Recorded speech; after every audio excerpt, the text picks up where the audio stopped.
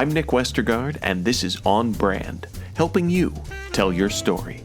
My guest this week is Jason Keath. The simplest version of that is writing down 25 bad ideas in 10 minutes at the beginning of your new project or to help yourself get unstuck. You have to use those ideas. Sometimes some of those ideas can become really good ideas. There's a lot of ways that bad ideas help, but they always are a good process if you kind of commit to them.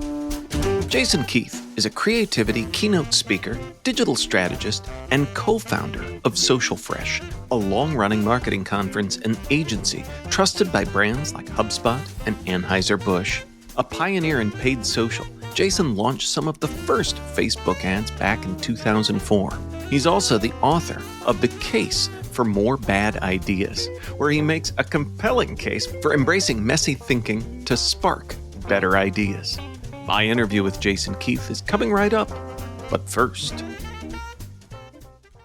Are you tired of juggling multiple software tools to manage your agency? Say hello to Deltek Workbook, the ultimate solution for marketing and communication agencies. With Workbook, you can streamline your projects, resources, and finances all in one place. Imagine real-time dashboards and reports giving you full visibility into your projects, people, and financials. Plan your team's capacity weeks in advance to avoid bottlenecks while staying on budget to maximize project margins. Plus, Workbook works perfectly for both agencies and in-house marketing teams looking to boost efficiency and profitability. And here's the best part. At PCI, we're a certified Deltek partner and reseller offering expert implementation, integrations, and ongoing support to ensure your success.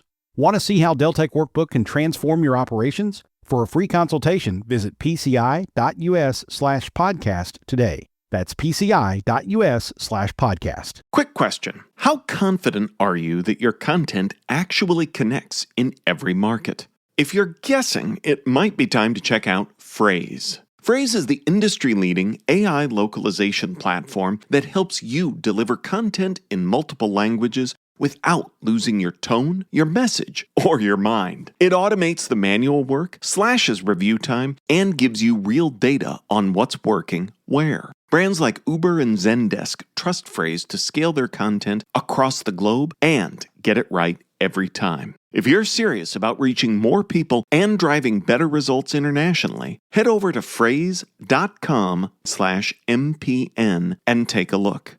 That's phrase.com/MPN. Jason Keath, welcome back to On Brand. Hey, Nick, glad to be here. So speaking of creativity, the best bios have some sort of nugget that make you have to ask for the story behind something. And I've known you for a long time, but the story about being the first to run one of the first to run Facebook ads back in 2004 set the stage. What's the story there? I mean, of course, I was very early into all manner of social media. So when Facebook was rolling out, I was in college, University of North Carolina at Charlotte. And I got Facebook on our campus by emailing them kind of earlier than it was rolling out to other campuses. I just badgered them. This was back when you could kind of find people's emails very easily and email them directly. So I abused that as much as possible. Got it on our campus, and I was involved in a lot of student orgs and wanted to. I saw that they were testing ads on another campus, and just emailed them and asked if I could do ads. So this was before they were kind of self-serve. This was before they were on the right-hand side of the site. They were on the left-hand side. They were just text, and yeah, they were. I think we would get like 50% click rates. It was just incredible, the performance of these ads. But yeah, it was wild times, very early to that, and still doing Facebook ads today, which is funny. I guess I've never asked, and I don't maybe know this story either, but it seems like your early arrival on the social scene seems like a connection to the Social Fresh brand name. Is that where all of that kind of came from? Yeah. So, I mean, when I was out of college in Charlotte in the agency world, I was just kind of a go-to social media person, was always very early on that. And then eventually I knew I wanted to start my own thing. So I was kind of doing consulting more than anything, kind of social strategy and marketing strategy. And The problem I had was I would try to talk brand clients into doing more on social, into experimenting with it, but there was real trust gap back then of they just didn't think it was a safe place or a successful place to market. So that's how Social First started. Is I kind of first turned it into a conference. I'd run events, and I thought a conference would be the best education place. I can invite my clients there. I could get other people to show up and maybe turn them into clients. And the conference was kind of more successful than the consulting. So the conference became the main part of the business. That's since kind of flipped, or maybe is more even now. We still do both. We're a digital agency and the conference. But yeah, it was early kind of strategy for social and really wanting to get big brands on stages. And that was 2008 to talk about their success in this category. And I remember like David Armano was at one of our first conferences. I believe we had NPR at our first conference. Ford, like it was, back in the early days, Comcast, where like there were a handful of brands that were doing really good early case studies, and bringing them into the room together was fun. It's as you noted, and as I'm thinking about this, it's one of the longest running. I mean, it's really more than a conference business. As you talk about the conference and the agency side, you really have a community. It seems like. You spoke a little bit about this, but how has the brand evolved in all of that time? Yeah, it's interesting. I don't know if I've ever consciously crafted the brand beyond like some very initial decisions of I wanted it to be about kind of what's next. It's always, I mean, it's in the name, fresh.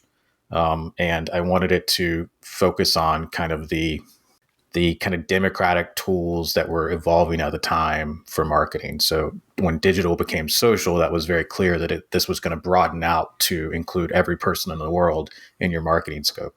And I think that's still true today in a much more deep and complicated way. But yeah, I mean, I think our brand is always about what's next in kind of digital storytelling. And we always try to bring that in a very practical way. And the conference just kind of leads that brand, what we put on stage, the conversations we craft, there's a loop between our services and what we do for people and what we put on stage. And I think they both inform each other really well. But it's always kind of been, we have this community of people. I mean, most of the people that attend our conferences will never be an agency client, and that's totally fine. And that, makes sense. But we still have kind of a service we provide them through the event, through the training, through the kind of community, in-person community that it builds. And we take that very seriously. And it's always just been a very high quality bar to make sure we're kind of that trusted voice in what's coming down the technology pipe, so to speak, for marketers.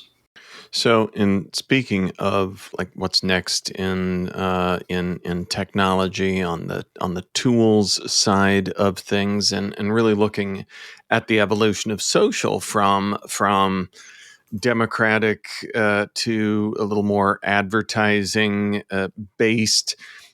There is I mean, the 50% conversion rate in those early days is mind blowing, because it is harder than ever these days to capture and keep attention. And you've talked a lot in recent years about creativity.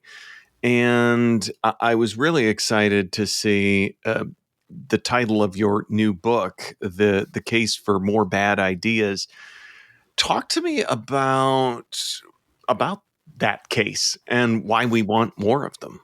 Yeah. So, I mean, the book came about just, I've been asked to write social media books for 20 years, and I just have never wanted to write a social media book because it's so tactical and it's always changing. And I think there's been some good evergreen social books out there, and it just wasn't something that captured my creative attention for some reason. But I did want to write a book, and I've always been very passionate about creativity.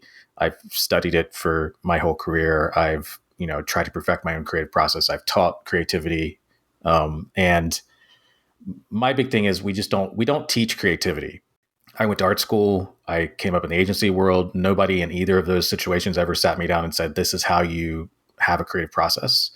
I think there are maybe some New York City ad agencies that have a little bit of a creative process defined. Some agencies do.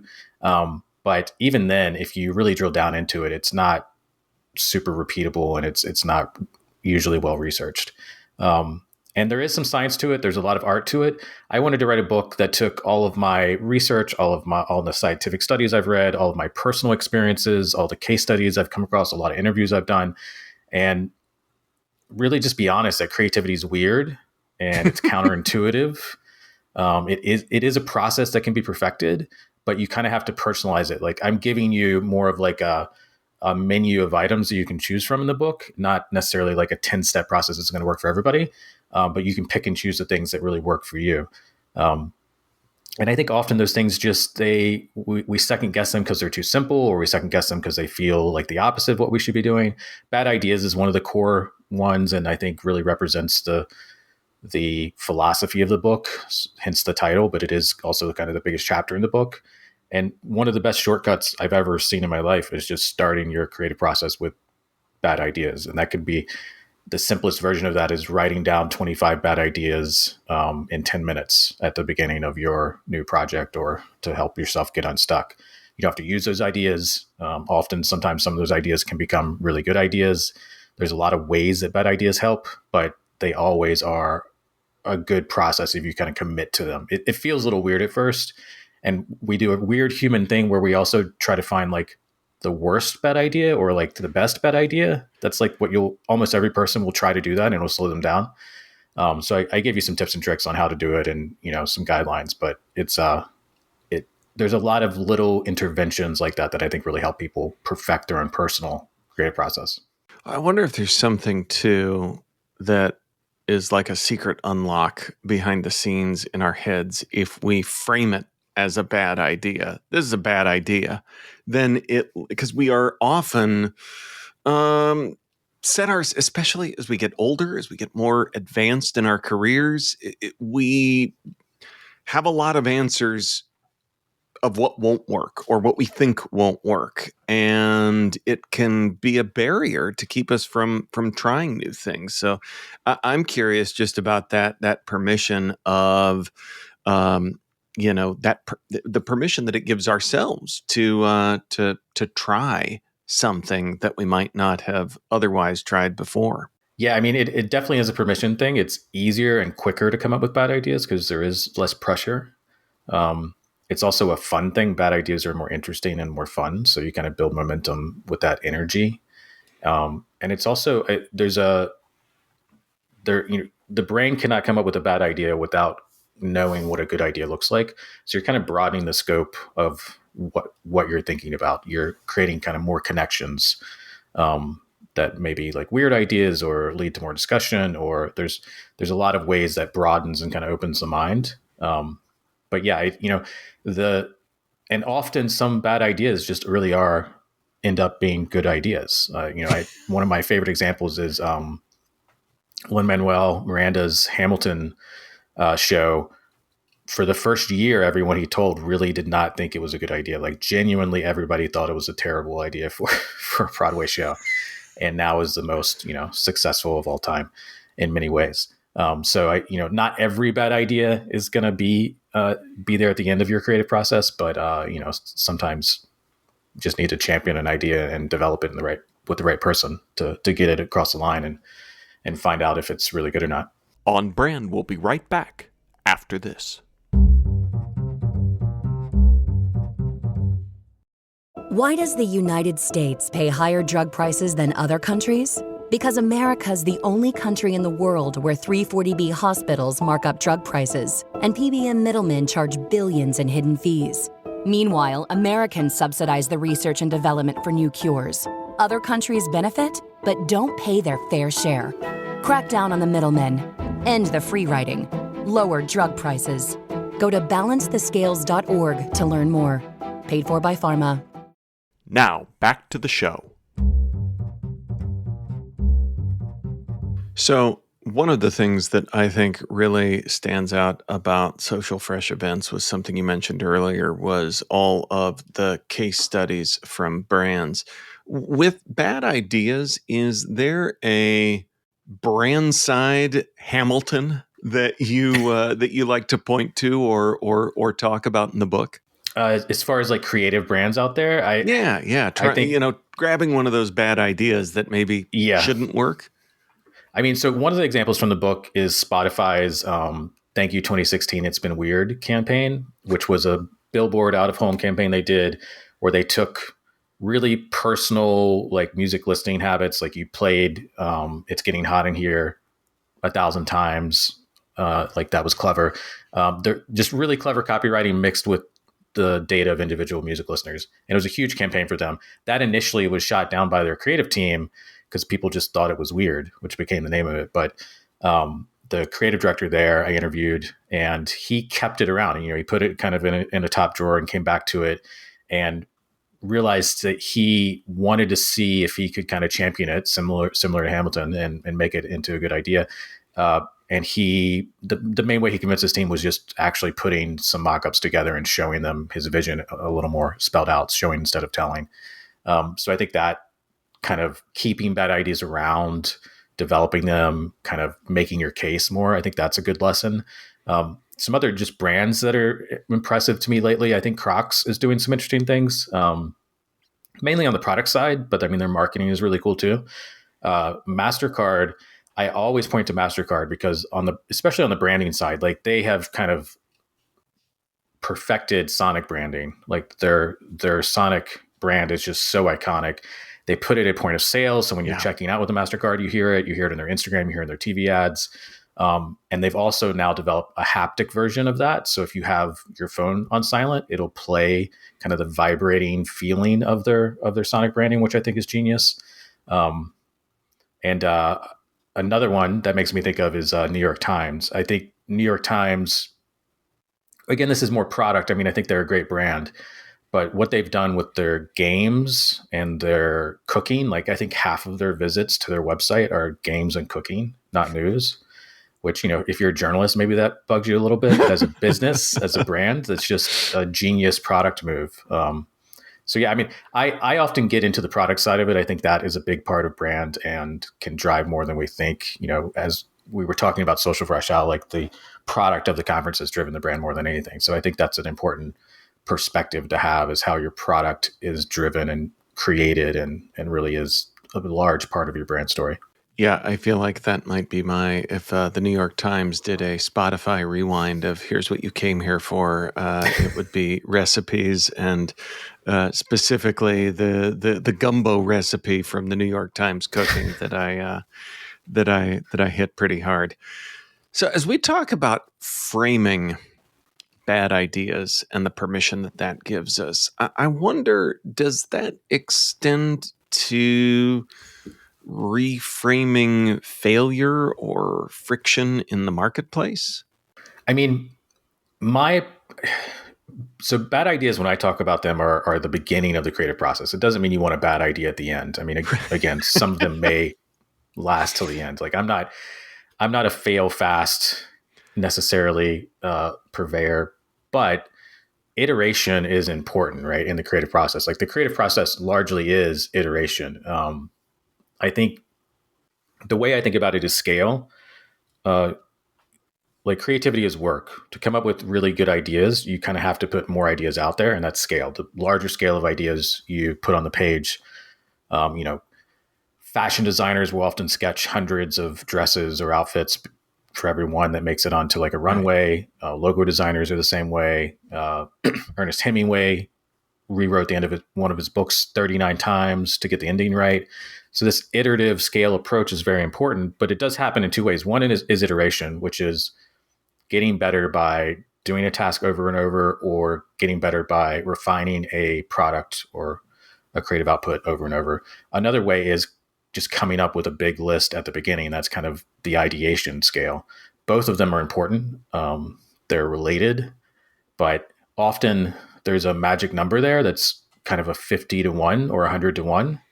That if you kind of study this over and over, you'll see the people that are the best at what they do are often creating at least 50 kind of drafts or concepts for every one that they end with. And that number gets even higher with the better outputs. So the people that are really good at stuff, like for instance, on SNL, Weekend Update, they usually write 100 jokes for every one that makes it into that segment. The the most popular YouTubers will typically have spreadsheets of thousands of video ideas, and they only make kind of 1 out of 100 of them. So I think there's a scale approach that not everyone is comfortable with, but I think is really key to a creative process and figuring out for your particular task or your particular style how that scale is achieved, either over time through iteration or just through kind of at the beginning of a project, really coming up with as many versions of your best result as possible. As we've discussed, your career has really been built at the forefront of MarTech tools and being a real pioneer there. And as we talk about iterating, scale, creativity, it seems a pretty natural segue into AI. And there's the glass is half full. It's going to help us with what you just said, iterating, scale. But then there's the glass is half empty. Is this making me less creative? Studies about brain rot. How do you balance that in using this tool while still embracing both the tool and creativity? Well, I mean, I still think the best people at AI tools are the people that are already good at the thing that they're getting out of the AI tool. So there's been some amazing video content coming out of VO and Google and some other tools that are being built. It's like really impressive video content, but the best versions of that content are being built by high-end video producers using these tools. Like they know what good looks like. They know the processes behind it. So I think you have to use these tools. I think if you're not, you're really doing a disservice to your career. If you have a philosophical or ethical reason not to, I get that. But the competitive landscape, especially in marketing, I mean, it's probably the highest adoption outside of developers, I would think, of AI tools.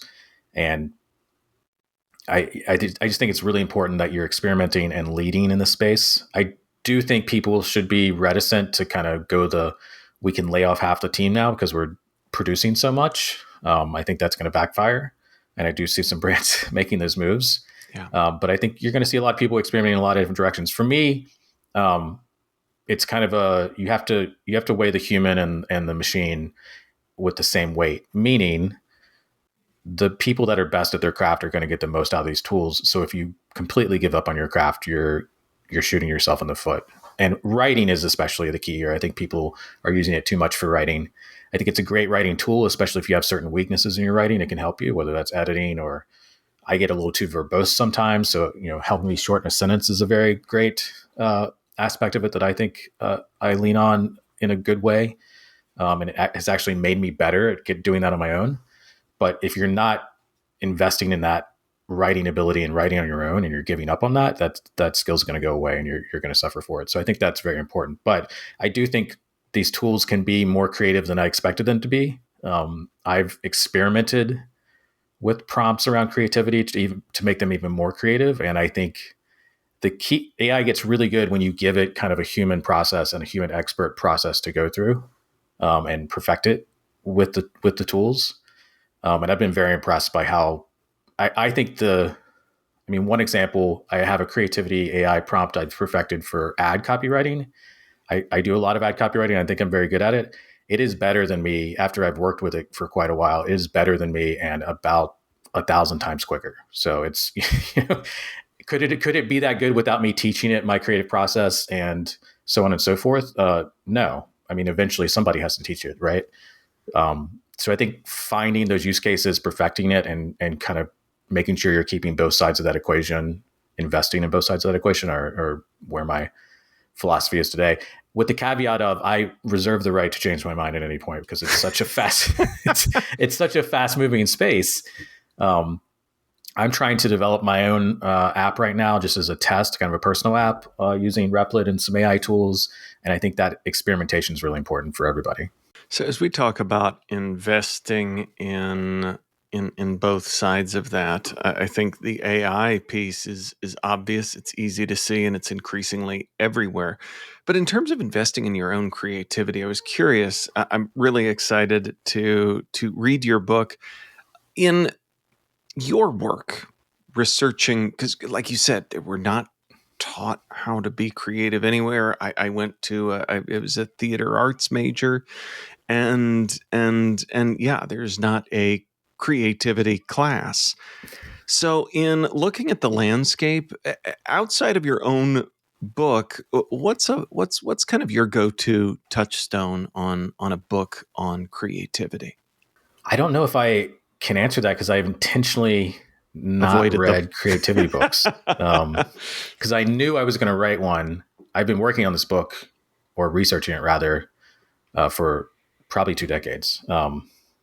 And intentionally researching it for 10 plus years. So I have not read I think there's some ad books that I've read that maybe touch on creativity.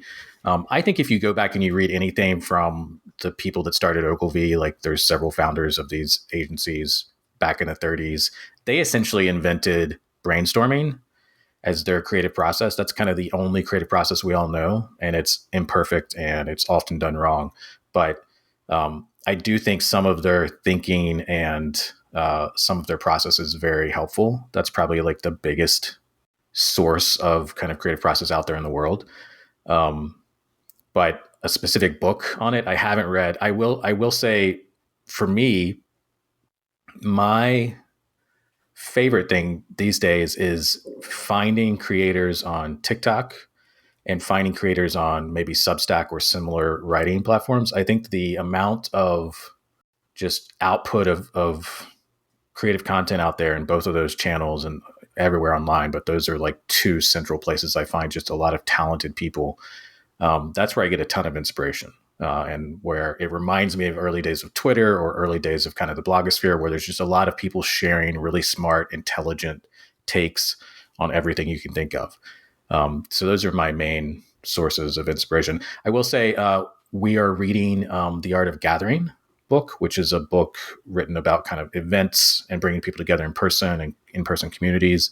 That's something Nicole, my partner, started reading. We're reading kind of as as something that we think would help us, continue to improve our conferences. So I think that's interesting. But yeah, I'm scared. I'm always scared if I know I'm going to write on a topic or invest in something heavily. I'm scared I'm going to steal people's ideas. So I intentionally pull back from those. And people give me creativity books to read all the time, or not give me books, but give me suggestions of books to read. And I'm like, I say thank you, but I'm not.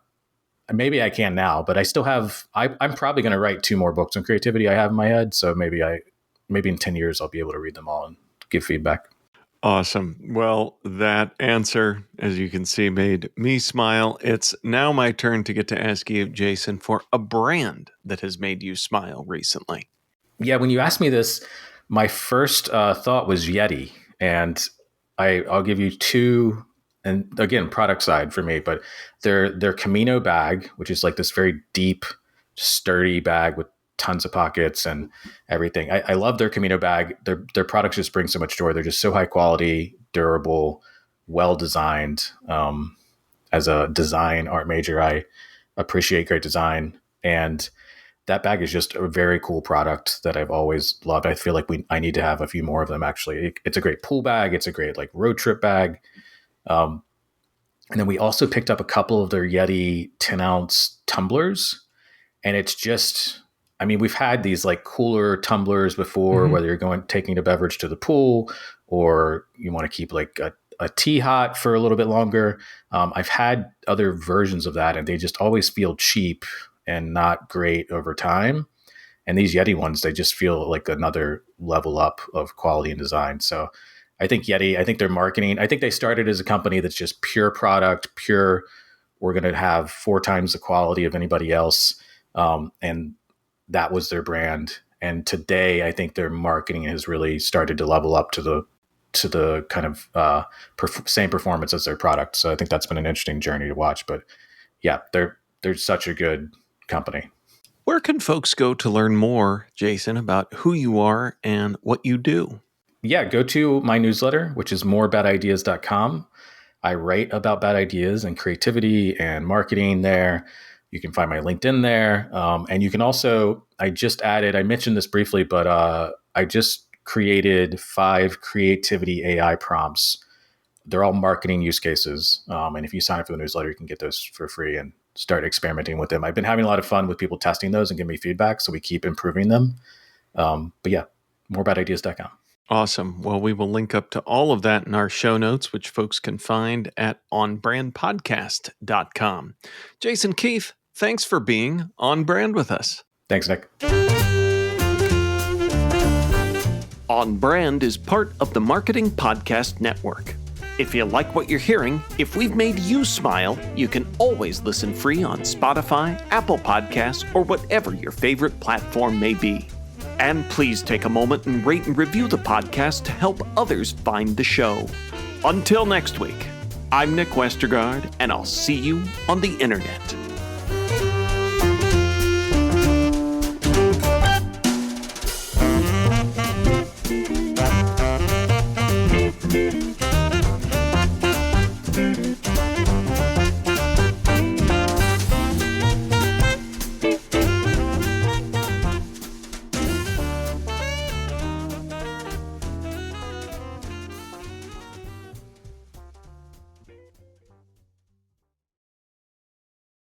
You may know you're listening to this show along the Marketing Podcast Network, but did you know there are other great shows on MPN to help your business? Robbie Samuels hosts the On the Schmooze podcast. Robbie, tell listeners what to expect from the show. Since 2015, I've interviewed entrepreneurs who overcame challenges to achieve success in their field or industry. Tune in to On the Schmooze to listen as I ask deep questions to elicit untold stories about leadership and networking. And where can people subscribe? Find the show at ontheschmooze.com or on marketingpodcast.net, or just search for it wherever you get your podcasts. You heard them. Go subscribe. This podcast is heard along the Marketing Podcast Network. For more great marketing podcasts, visit marketingpodcasts.net.